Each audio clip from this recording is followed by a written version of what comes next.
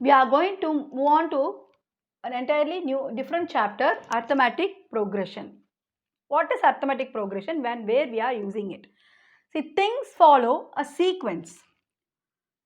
When a sequence is followed, we use arithmetic progression. Suppose in daily life, we find these sequence in the petals of a flower.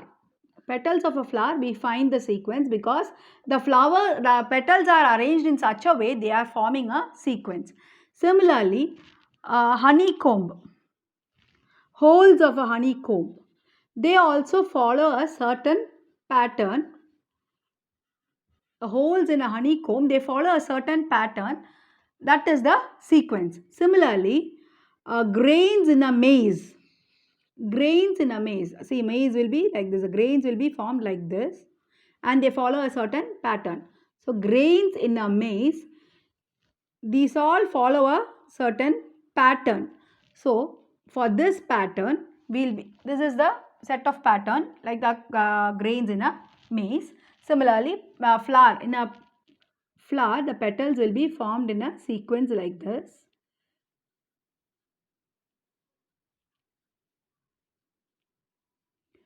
So, in these cases, these are the sequence formed in our daily life. But similar sequences are also formed in number system. So, in those cases, arithmetic progression comes to our help to find out the sum of the sequence, sum of the terms in the sequence, or the next two terms in the sequence, or the previous term in the sequence, or the last term in the sequence. To find out all these, we use the arithmetic progression. So, what is arithmetic progression? It is a list of numbers in which each term is obtained by adding a fixed number to the preceding term except the first term. What is arithmetic progression? It is a list of numbers. See, it is a list of numbers, right? 1, 2, 3, 4, 5, 6. It will continue like this. It's a list of numbers in which each term is obtained, that is each term, this term, for second term, third term, fourth term, and so on, each term is obtained by adding fixed number to the preceding term. This number is obtained by adding a number to this term. Third term is obtained by adding a number to the second term. Fourth term is obtained by adding a number to the third term. Except the first term. We get the first term as such. We don't add any number to the first term. The first term will remain as such. But we get the other terms by adding 1 to the previous term. So, that is what is arithmetic progression. We get each term by adding a fixed number to the previous term.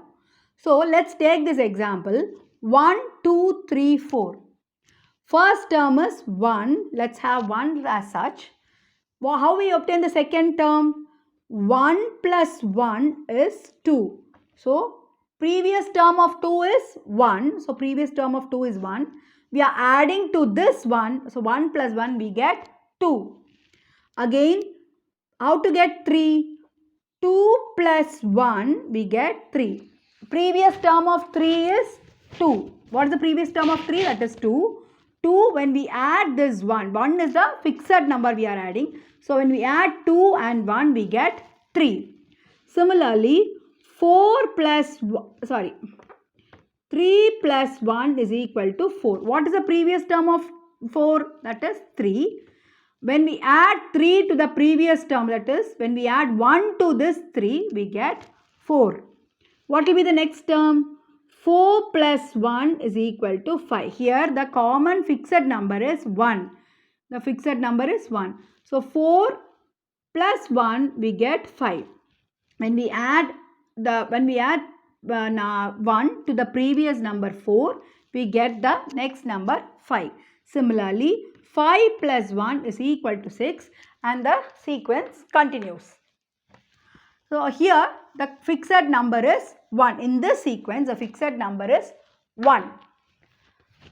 Here we saw how we added the number to the previous number. Let's take this case. 100, 70, 40, 10. Here we are adding minus 30. See 70, the difference between 100 and 70 is 30, we all know. Difference between 40 and 70 is 30.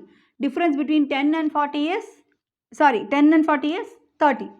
So what we are doing here, this is the first number 100. We are adding minus 30. So 100 plus minus 30, what we get?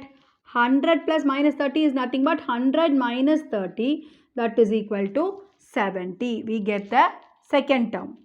Similarly, 70 adding minus 30. It's actually lessing, but here we should, as it is mentioned that we are adding a fixed number, so we have to write plus minus 30. So we get 70 minus 30, that is equal to 40. And again 40 plus minus 30. What it is mentioned? Adding a fixed number. So adding minus 30. When we add minus 30 to this 40, we will be getting 40 minus 30, that is equal to 10. So the fixed number which we are using here is minus 30. And again the sequence continues. 10 adding minus 30, we will get 10 minus 30, that is equal to minus 20. And the sequence will continue. This is plus 10 and minus 30. We will get minus 20 and the sequence will continue.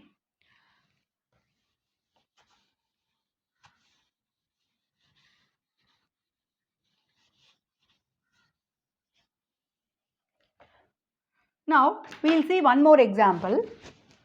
Minus 3, minus 2, minus 1, 0. Here the first number is minus 3. We are adding plus 1.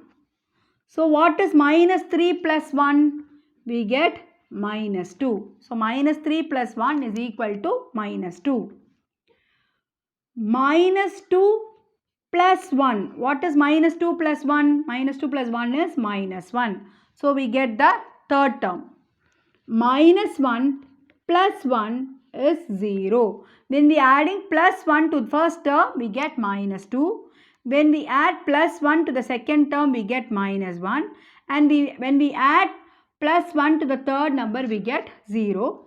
Next 0 plus 1, that will be equal to 1. The number in the term in the next term in the sequence will be 0 plus 1, that is equal to 1. So here the fixed number which we are adding is 1. But how to find out which number to be added? How would we find out which number to be added? We will be seeing it in the next video through some examples. So friends, if you like this video, please click the like button, subscribe and share to your friends. Thank you.